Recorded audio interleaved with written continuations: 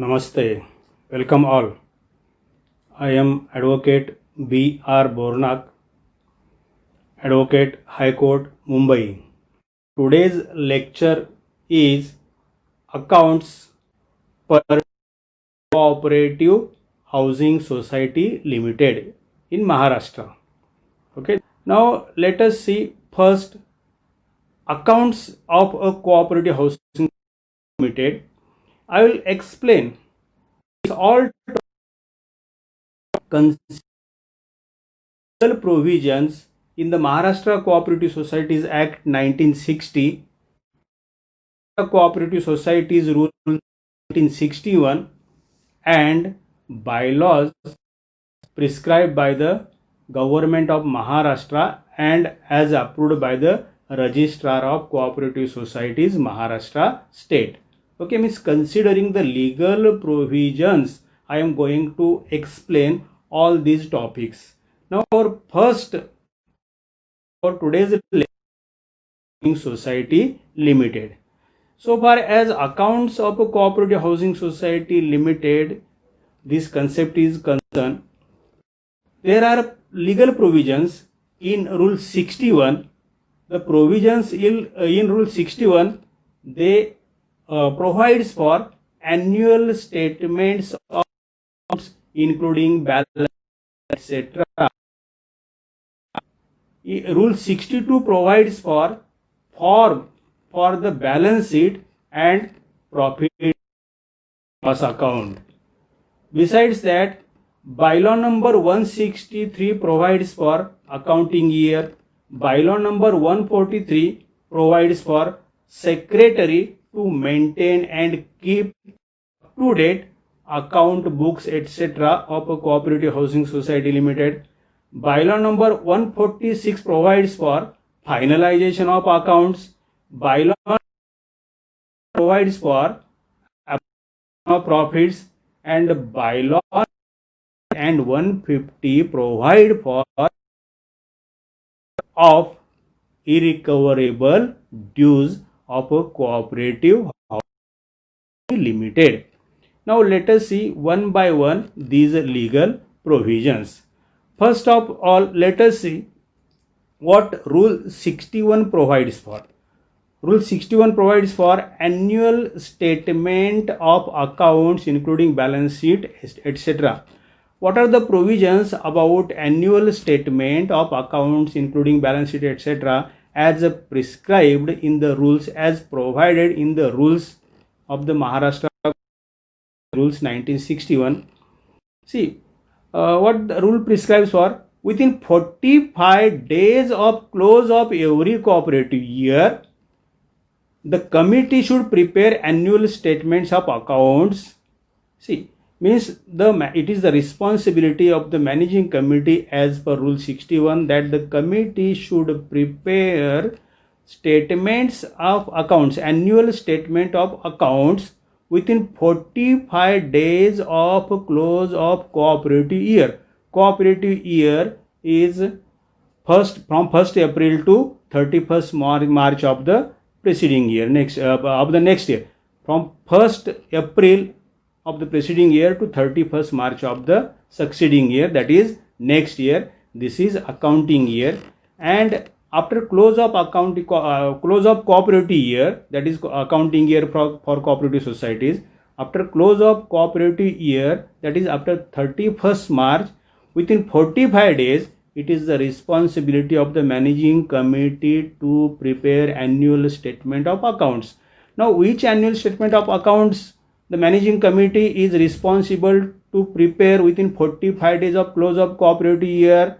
That is number 1, receipts and disbursement during the previous cooperative year, means which has ended on 31st March, started 1st April of the early year and ended on 31st March. See, within 45 days, the managing committee is responsible to prepare receipts and disbursement, a statement of receipts and disbursements during the previous cooperative year. Thereafter, the statement of the profit and loss account for the year, means for the year that has been ended. Then the balance sheet as at the close of the year, means balance sheet as on 31st March of the year ended. Okay, these are the three statements of accounts which the managing committee is responsible to prepare within 45 days of close of every cooperative year. Now, after preparing these statement of accounts within 45 days of close of cooperative year, it is the responsibility of the managing committee. These books are to be kept open to inspection by any member during office hours at the office of the society. See, after preparation of this statement of accounts, the managing committee will have to keep open for inspection these statement of accounts for inspection of members during office hours at the office of the society, and further within 15 days from the days of preparation of the statement of accounts, these statement of accounts are required to be submitted to the auditor of the society appointed to carry out audit of accounts of the society. So these are the provisions of Rule 61. Now what Rule 62 provides for? Rule 62 provides for form for the balance sheet and profit and loss account. Means in which form, especially this final accounts, statement of final accounts, they are the and balance sheet, in which form as per Rule 61 they are required to be prepared. Means there is a specific prescribed form. In that form only these statement of accounts, that is final accounts, final statement accounts of final statements of final accounts, they are required to be prepared. They are the balance sheet and profit and loss account to be laid before the annual general body meeting of the society are required to be prepared in N form. There is N number of N form, means in Cooperative Societies Act rules are supported, and along with rules some prescribed forms, the forms are there, and the number of prescribed forms appended to Maharashtra Cooperative Societies rules, they are alphabetical, means from A, like that, A, B, C, D, and in that number N number format is there, that is prescribed form to prepare balance sheet and profit and loss account of the society. If permitted by the registrar, the society can adopt other form. Otherwise, if not allowed, not permitted by the registrar, then it is mandatory for every cooperative society to prepare balance sheet and profit and loss account. In cooperative housing society, that is income and expenditure account, because cooperative housing societies run not for profit, that is why they are non-profit societies. Hence they cannot prepare profit and loss account. Instead they can prepare income and expenditure account on the line of profit and loss account only. And this in case of cooperative housing societies, balance sheet and income and expenditure account, that is they are required to be prepared in form N, and they are required to be submitted in form N before the annual general body meeting of the society. Now second provision of Rule 62, that is at least 14 days before annual general body meeting, means at least 14 days before annual general body meetings, these statements, that is especially balance sheet and profit and loss account or income and expenditure account, they are required to be displayed on notice board of the society, means to make aware the members of the society about the statement of final accounts. Now, which things the society, which statements the society, that is managing committee, should display on notice board of the society as per subsection sub rule 2 of rule 62, means within at least 14 days before. See, this 14 days, at least 14 days before, this 14 days time period, that is for notice of annual general body meeting. That is why prior to that period, at least 14 days before, okay, the managing committee is required to display a copy of the balance sheet and a copy of profit and loss account and a copy of the report of the committee. These three documents the managing committee is responsible to display on notice boards of the society at least 14 days before the annual general body meeting. See, these are two main provisions in rules. As such, so far as accounts is concerned, means no such clear cut provisions in the act, but they are in the rules. Okay, rule 61 and rule 62. Rule 61 is about preparation of annual statements, that is receipts and disbursement account, the profit and loss account or income and expenditure account, and balance sheet. And these statement of accounts, they are required to be prepared within 45 days of close of cooperative year. Okay, and rule 62 provides balance sheet and profit and loss account or income and expenditure account, they are required to be prepared in form N, and at least 14 days before AGM they are required to be displayed on the notice boards of the society. These are the provisions about accounts of cooperative society, cooperative housing society, you can take in rules. These are the provisions which are provided in the rules. Now let us see the provisions which are in the bylaws of cooperative housing society. Since we are here concerned with cooperative housing society, we will have to refer the provisions, means corresponding provisions or relevant provisions in bylaws of cooperative housing society as well.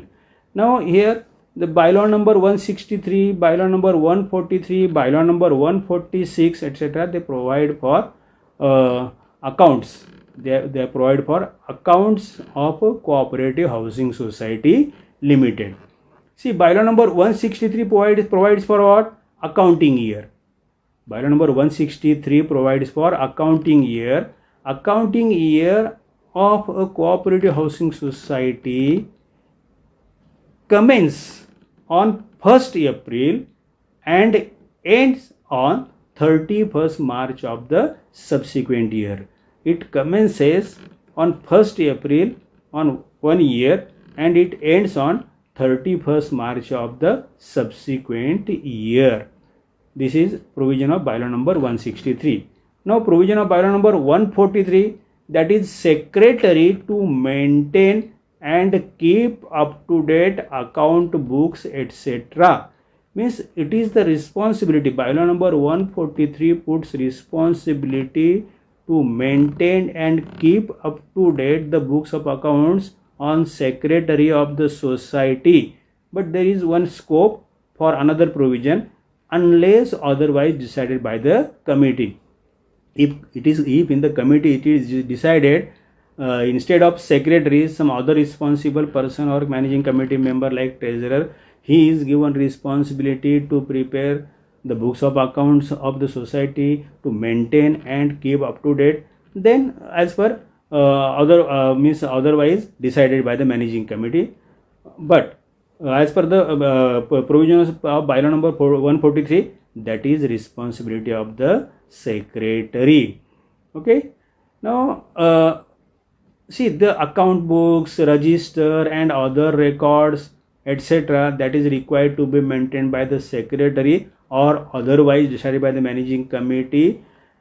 The list of these books, register, other records, etc., that is given under bylaw number 141 and bylaw number 142. In bylaw number 141, there is a given list of the registers, books of accounts, etc. And in bylaw number 142, there is a list of files, forms, etc. Files to be kept separately, which forms are required to be maintained at society level, etc. So as mentioned in bylaw number 141 and 142, it is the responsibility of the secretary or any other person otherwise decided by the managing committee to keep and maintain up to date the books and records of the society. This is provision in bylaw number 143 of Cooperative Housing Society Limited. Now provision under bylaw number 146A. Bylaw number 146A provides for finalization of accounts.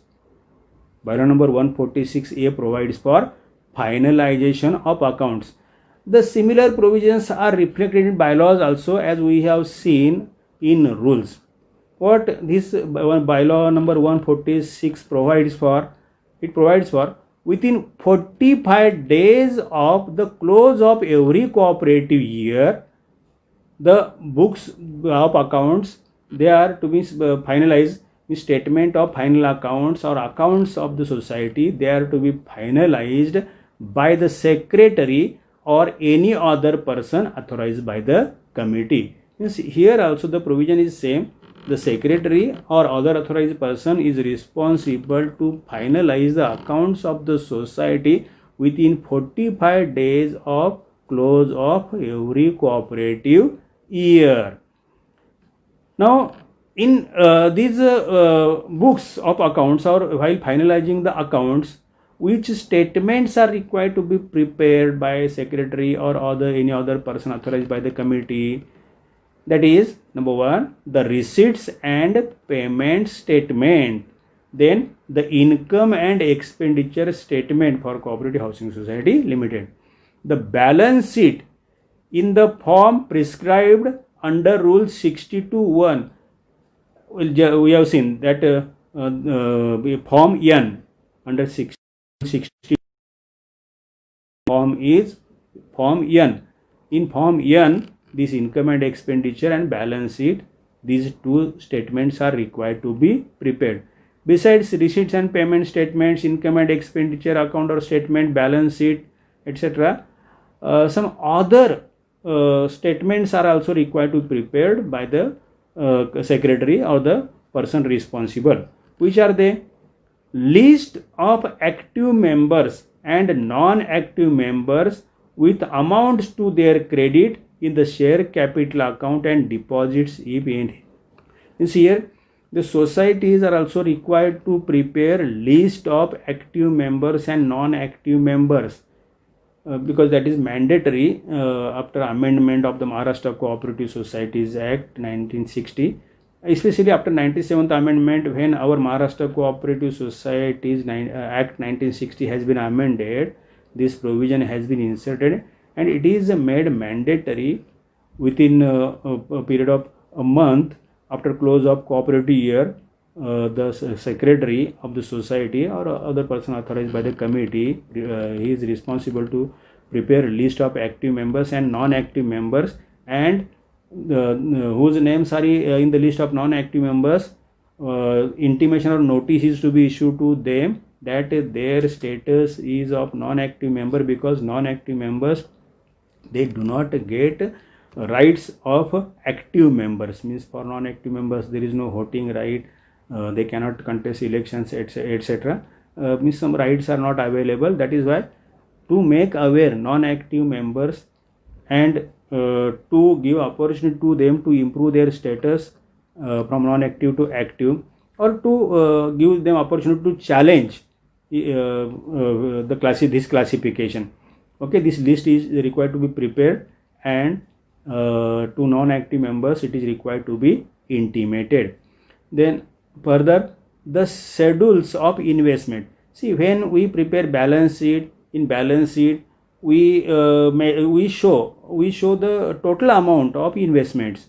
Now this detailed schedule is also required to be prepared separately, and it is required to be attached with the balance sheet. Means the schedules of the amounts mentioned in the balance sheet, they are also required to be prepared separately, and they are required to be attached with the balance sheet, which are these schedules: the schedule of investments, the debtors, the creditors, the furniture and fixtures, that is dead stock, and the office equipments, etc. Means these schedules are also required to be prepared, and they are required to be attached with the balance sheet.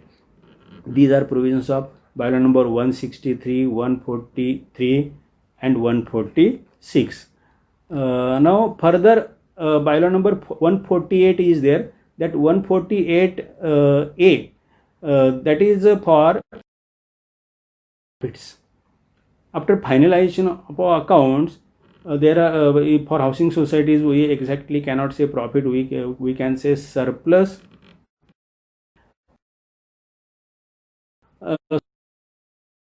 Our surplus is to be appropriated. Regarding this, there are provisions in bylaw number 148. So what bylaw number 148A says, that is, first, as per bylaw number 148A, the society will have to contribute in a statutory reserve fund out of the surplus or out of the profit to the extent of 25% of the net profits. Means of the net profits, 25% amount is required to be apportioned to statutory reserve fund.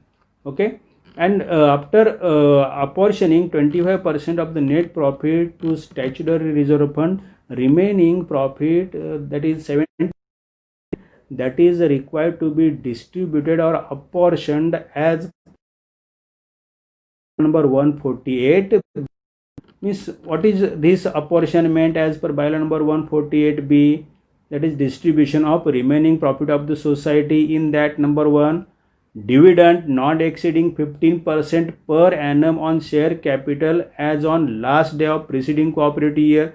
Generally in cooperative housing societies, we do not offer any dividend to the members of the society, but there is a provision in the bylaws, as it is in the act that dividend is required. The dividends, the society can pay the dividend if society has earned the profit. So there is provision in bylaws, but generally as cooperative housing societies, we do not prefer to pay dividend to the members of cooperative housing society. Second distribution, that is honorarium to office bearers not exceeding 50% of the net surplus. Here there is a provision in the bylaws, that is bylaw number 148B2, for payment of honorarium to office bearers not exceeding 15% of the net surplus. Means here there is a provision of a payment of honorarium to office bearers as well.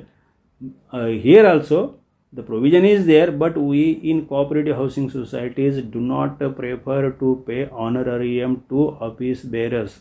Okay, but provision is there.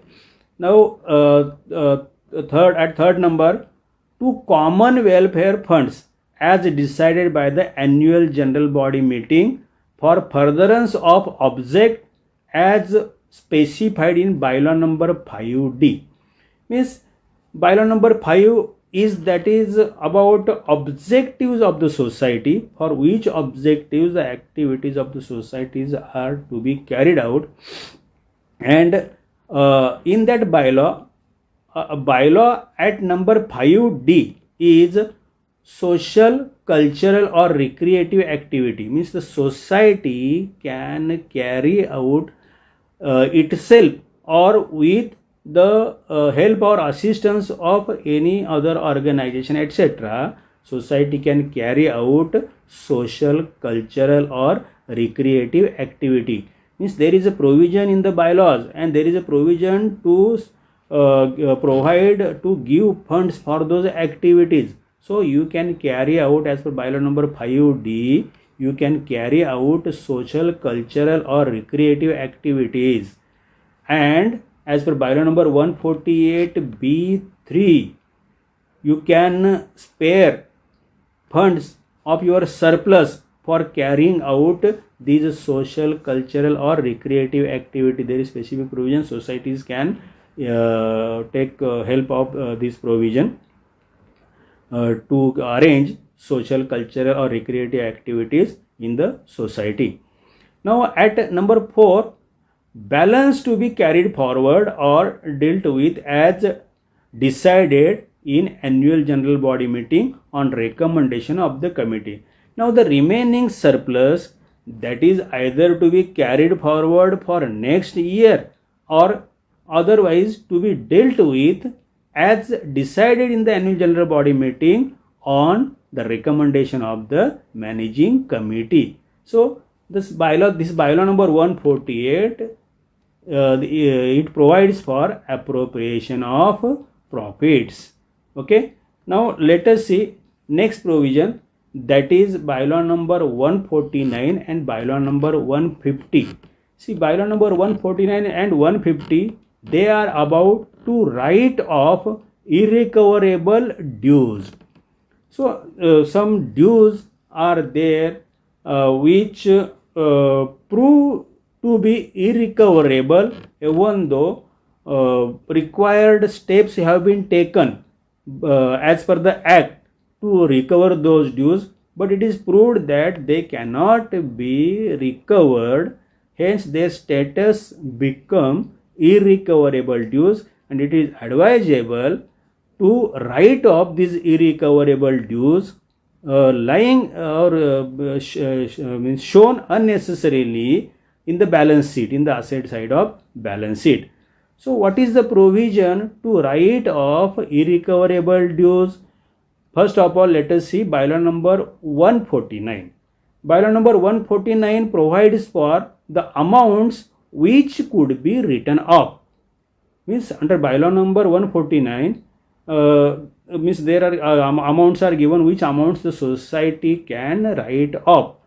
Which are these amounts? One, society's charges due from members. That is first. If society's outstanding dues are there and they are not recoverable, outstanding dues from members are there, and if these dues are proved to be not recoverable, then these amounts are included in this provision. Then the expenses incurred on recovery thereof, means society has incurred expenses for recovery of these outstanding dues, but in spite of incurring expenses to recover these outstanding dues, the society has failed to recover the dues. Then along with the outstanding dues of the members, the amount spent or expenses incurred on recovery of these outstanding dues, they are also to be written off. Then the accumulated losses, if there are losses in the accounts of the society and they are accumulated, then it is advisable they are to be written off. And see, these are the three amounts which the societies can write off. But before proceeding to write off these amounts, as per law, it is mandatory that the statutory auditor appointed by the society, he must certify that these amounts are now irrecoverable. Society has done enough efforts and the society has spent much amount for recovery of these dues, but now these dues cannot be recovered and hence they are irrecoverable dues. In this manner, the statutory audit of the society is required to certify that these dues are irrecoverable. These dues are irrecoverable. Then the further step to write off this irrecoverable dues can be taken. This further step that is given in bylaw number 150. Once it is made by the statutory auditor of the society that these dues are irrecoverable, then the required proposal is put before the annual general body meeting, and in that annual general body meeting, sanction or approval is taken from the members to write off these irrecoverable dues as certified by the statutory auditor. If your society has incurred liability by way of financing from some financial agency or bank, and the amount of these dues they are out of the credit supplied by this financing agency, then the approval of this financing agency that is also required to be taken to write off these irrecoverable dues.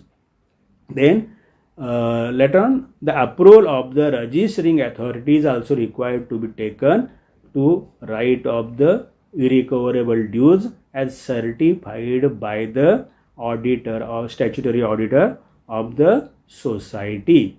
So this is the provision to write off irrecoverable dues of the society, and especially one special provision is there for societies having A or B class at the last audit. Means during the last audit, if the society has secured A or B class, then and having sufficient balance in the bad debt fund, if the society has secured A or B class in the last audit and the society has sufficient balance in the bad debt fund, then for that society there is no need to obtain permission of the financing agency or the registering authority for to write off these irrecoverable dues, for writing off of these irrecoverable dues. These societies can merely by passing a resolution in an annual general body meeting, they can write off these irrecoverable dues as certified by the statutory auditor. So these are the provisions about accounts of a cooperative housing society as provided in the rules and as provided in the bylaws of the society. Now, so today we have completed in this lecture we have seen the provisions pertaining to accounts. Okay, today here I am concluding my lecture. If you want any further clarification, you can contact me on WhatsApp or you can call me on my mobile number. My mobile numbers are 8657360676. Other number is 9869450525. Thank you all. Okay, here I conclude my lecture and we will meet during the next lecture. By that time, thank you very much for listening this lecture. Thank you very much.